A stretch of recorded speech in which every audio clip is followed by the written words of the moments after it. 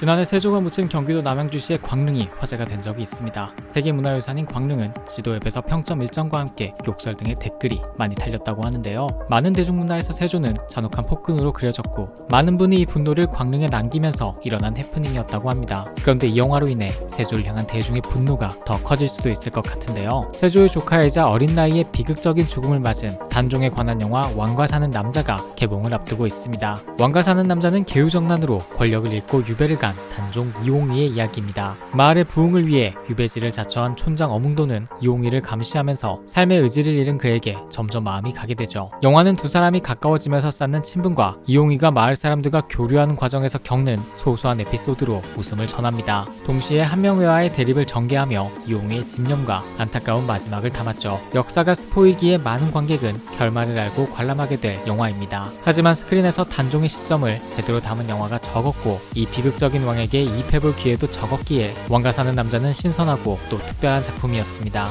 왕과 사는 남자는 단종이 왕위를 뺏기는 시점부터 이야기를 시작합니다. 수양대군이 왕위를 차지하는 과정은 담기지 않았고 영화 전체를 봐도 수양대군 혹은 세조가 잘 보이지 않습니다. 그래서 영화를 보기 전에 몇 가지 역사적 사실을 알고 가면 좋을 것 같은데요. 먼저 계우정난은 왕과 사는 남자의 축을 이루는 사건입니다. 세종대왕의 맏아들이자 조선 5대 왕이었던 문종은 훌륭한 인품을 갖췄고 능력도 뛰어났다고 합니다. 하지만 왕위에 오른 지 2년 4개월 만인 1452년 39세의 병으로 세상을 떠났습니다. 단종의 어머니인 현덕왕후가 단종을 낳은 다음날 죽었고 문종이 세자빈을 맞지 않아 수렴청정을 할 대비가 없는 상황이었는데요. 그래서 단종은 13세의 어린 나이에 왕위에 올라야만 했습니다. 문종도 걱정이 되었는지 죽기 전 원로 대신 김종서, 황보인 등에게 단종을 보필해달라는 말을 남겼죠. 그러나 1543년 10월 수양대군은 김종서와 황보인을 비롯해 조정의 핵심 인물들을 제거하고 권력을 장악합니다. 이후 단종은 수양대군 일파에게 시달리다 결국 왕위를 넘기게 되는데요. 이 계우정난을 설계한 이가 수양대군의 책략가 한명회였습니다. 그는 계우정난 이후에도 단종의 추종 세력을 약화시킨 인물이기도 하죠. 부와 권력이 하늘을 찔렀고 나중엔 자신의 두 딸이 예종,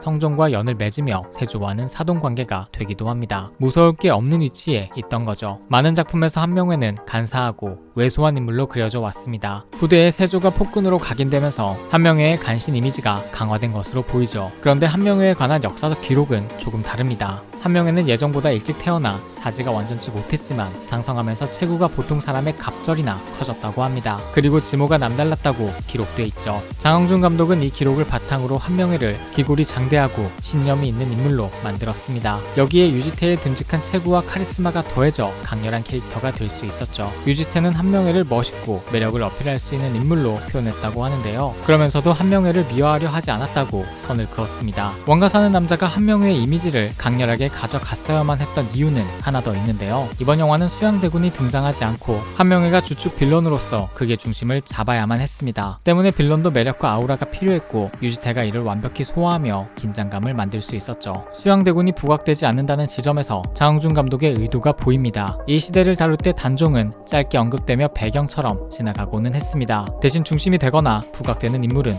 수양대군이었는데요. 한재린 감독의 관상이 좋은 예가 될 수 있습니다. 이 작품에서 수양대군을 연기한 이정재의 등장씬은 한국 영화 3대 등장씬으로 불리기도 했죠. 장항준 감독은 이를 뒤집고 싶은 듯 했습니다. 수양대군을 희미하게 하면서 단종의 서사와 그의 주체적인 면을 더 부각하는 연출을 가져갔죠. 장항준 감독은 이번 영화의 이홍희가 나약하지만은 아는 인물이라고 소개했고 실제로 영화 속에서도 잘못된 것을 바로 잡으려는 강인한 면을 볼 수 있었습니다. 유배를 당한 뒤 의지를 잃지만 결국은 절대 권력 앞에서 뜻을 굽히지 않는 단단함이 돋보인 캐릭터였죠. 이번 영화 속 단종은 자신의 사람들을 지키지 못한 서글픔을 갖고 있으면서도 한명회 앞에서는 분노를 숨기지 않는 복합적인 캐릭터였습니다. 장항준 감독은 약한 영웅 속 박지훈의 눈빛을 보고 단종으로 캐스팅을 진행했다고 하는데요. 박지훈은 유해진과 케미를 맞춘 씬에서는 부드럽고 친근한 모습으로 웃음을 만들고 유지태와 부딪히는 씬에서는 이글거리는 눈빛으로 극의 온도를 올렸습니다. 가장 울림이 있는 씬은 엔딩 부분에 있습니다. 마지막을 앞둔 단종과 그를 보필하던 어몽도의 행동이 눈물샘을 자극하죠. 언론 시사회 중에도 이때 훌쩍이는 분위기 분이 많았던 것 같습니다. 이번 영화에서 가장 기대를 받고 있는 건